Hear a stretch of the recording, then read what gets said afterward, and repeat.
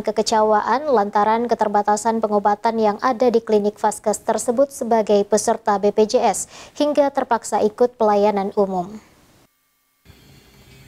Tidak dilanjutkannya kerjasama BPJS Kesehatan khususnya dengan klinik Cerebellum Makassar berdampak besar bagi klinik, utamanya jumlah pasien yang turun drastis sekitar 90%.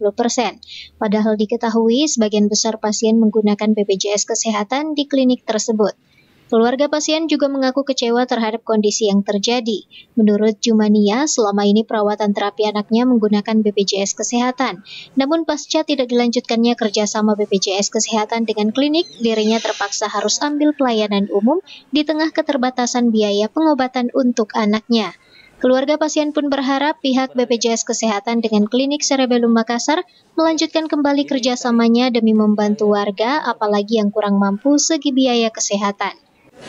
Biasanya sebelumnya pelayanannya nih pakai BPJS ya. Tahu tidak BPJS sudah dihentikan di Cerebellum? Tahu Pak. Itu bagaimana? Ya kecewa sih Pak. Masalahnya pelayanannya di sini kan bagus terus kalau misalkan pakai umum ini jangka panjang Pak. Ini aja buat selingan Pak buat bayar umum masuk anak terapi Pak. Harapannya Bu untuk berharap Pak pihak BPJS kerja sama lagi lah Pak sama klinik Cerebellum Pak. Kasihan kami Pak. ASI Sisi, Celebes TV.